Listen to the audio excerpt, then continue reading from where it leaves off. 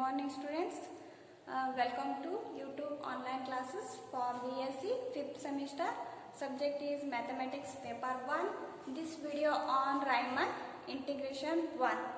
First here we will learn about the meaning of a function being Riemann integration. In order to understand that, first we need look into the definition of the partition of an interval.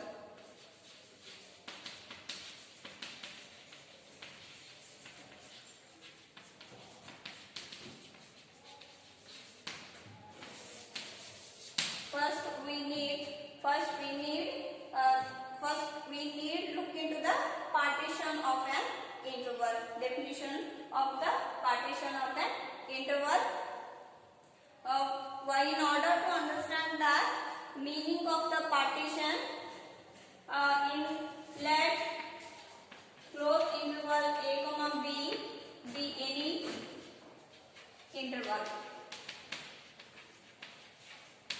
Let close interval a comma b be any interval. Meaning of the partition that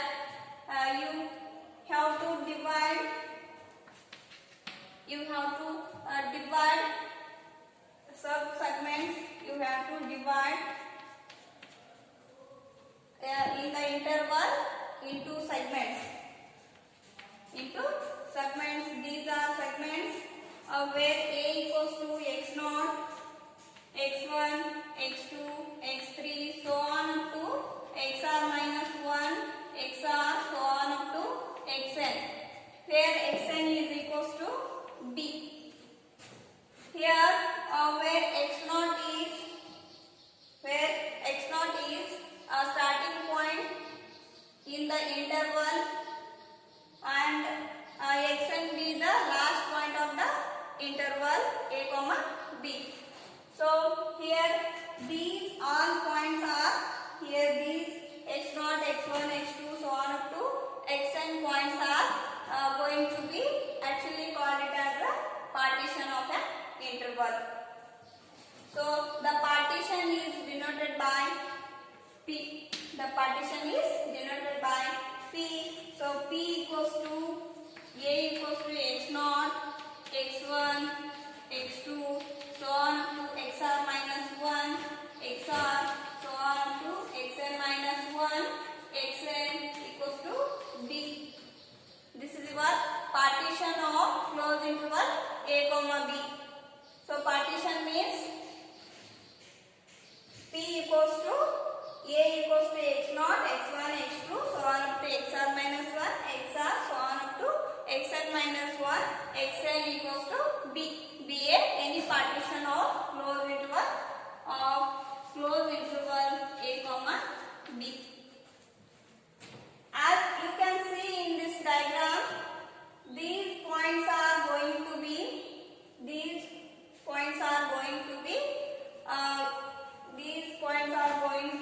have a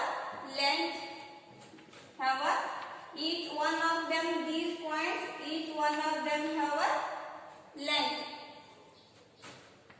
each one of them have a length. That length we call it as a delta xk.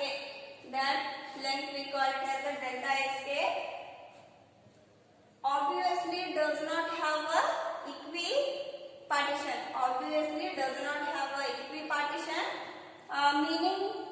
Meaning to say that these points are all subintervals are not equal length.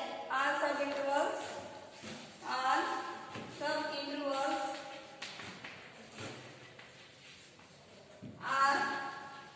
not equal length. All subintervals are not equal length. So here length is there. These length are not. These are a subintervals. Subintervals means x0, x1 and x1, x2, so on to xr minus 1, xr, so on to these are a sub-intervals. Okay, right? Now,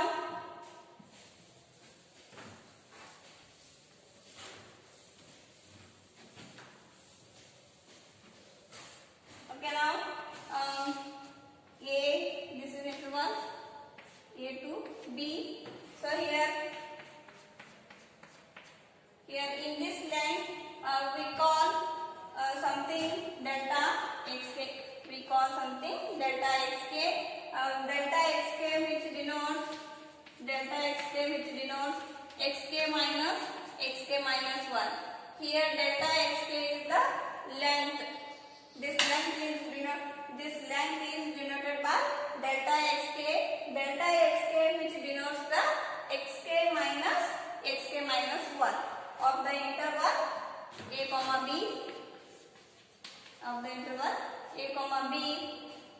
So it gives the length of kth interval. It gives length of the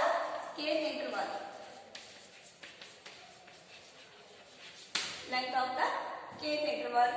Now we are interested in the maximum length, and which is going to be called it as the norm P. So norm P is denoted as double line of the partition P. It is the maximum length of the subintervals.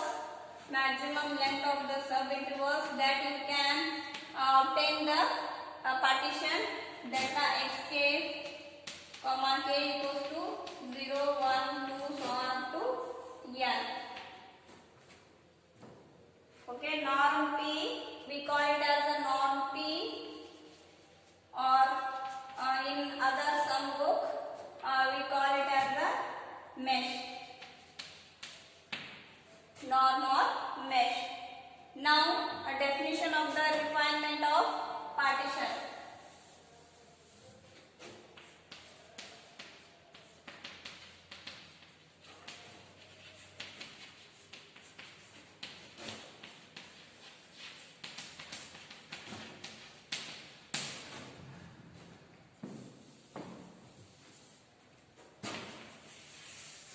Now, definition of the refinement of the partition. If suppose we take two partitions, any two partitions, then we call P1 is subset of P2, such that these two partitions P1 is subset of P2. That is, its meaning is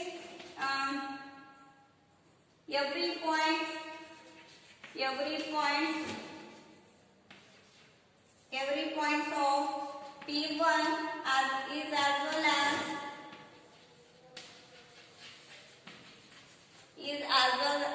as in P2. Every point of P1 is as well as in P2 of the partition A comma B. Then we say that refinement of the partition P2 is the refinement of P1 is called P2 is refinement of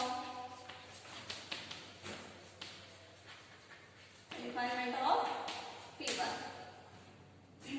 Refinement of partition means if suppose we take two partitions P1 and P2 such that P1 is subset of P2, that is every point of P1 is as well as P2 of closed interval A comma B is called P2 is refinement of P1 or P2 is finer than P1. For example,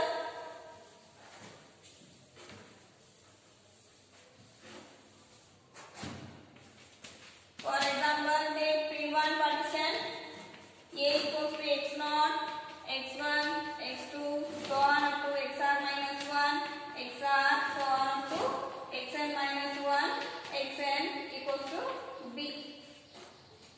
Be the partition of closed interval A comma B. And second partition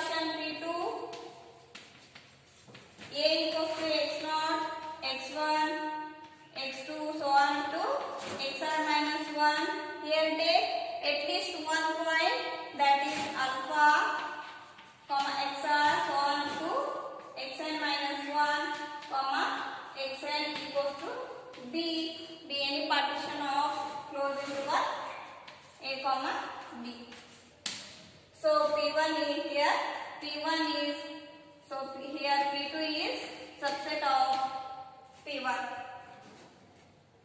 Sorry, P1 is a subset of P2. P1 is subset of P2. Here there exists at least one. There exists at least 1 point of P2. There is at least 1 point of P2. We call it as requirement of partition. Next definition of upper and lower sum of lower Riemann sum. Next definition is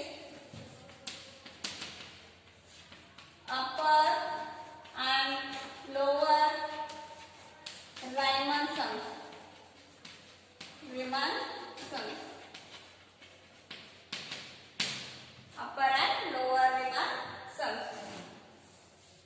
Let f function f from closed interval a comma b to Riemann sum R be any bounded function.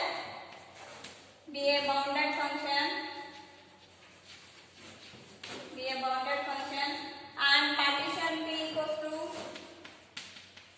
a equals to x naught, x1, x2, so on up to xn equals to b. Be any partition. Be any partition of closed interval a comma b. Of closed interval a comma b. Let here capital MR.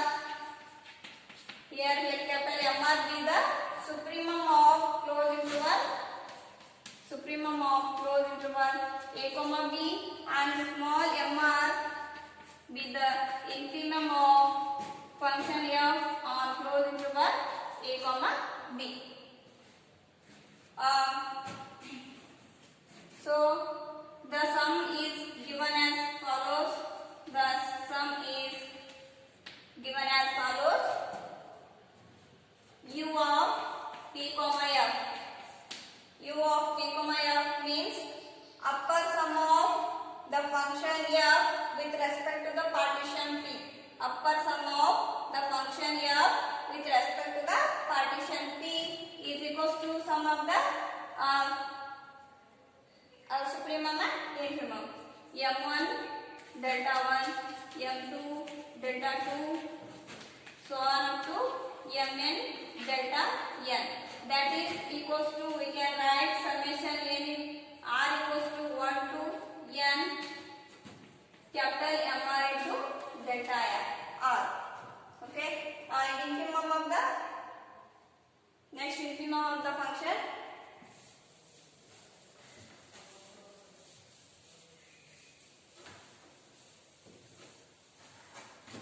Lower sum of p comma f is equals to lower sum of the function f with respect to the partition p is equals to small m1 into delta 1 plus m2 delta 2 plus so on to plus mn into delta n. That is equals to summation r equals to 1 to n small mr into delta r.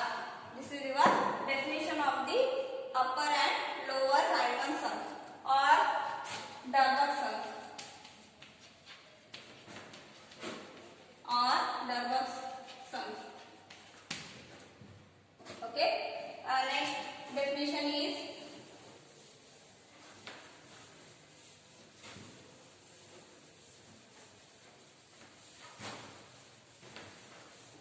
Next definition is oscillating sum.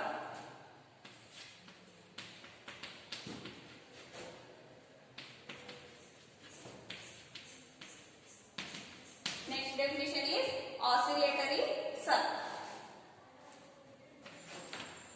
Let f from closed interval a comma b to Riemann integration r is a bounded function. Be a bounded function on closed interval a comma b and partition p equals to a equals to x naught, x1, x2, so on to xn equals to b. B interval a comma b. Any partition on closed interval a comma b. Letting here capital MR be the supremum of closed interval a comma b and small mr be the infimum of the closed interval a comma b for arc interval in closed interval xr minus 1 comma xr. Now oscillatory sum means difference between upper Riemann sum and lower Riemann sum. Here oscillatory sum is denoted as omega of function f with respect to the partition p, that is equals to upper sum of the function f with respect to the partition p minus lower sum of the function f with respect to the partition p. So upper sum of the u of p comma f equals to, we know that summation r equals to 1 to n capital mr into delta r minus lower sum of the p comma f, we know that summation r equals to 1 to n small mr into delta r. So now take common summation r equals to 1 to n mr minus small mr into delta r.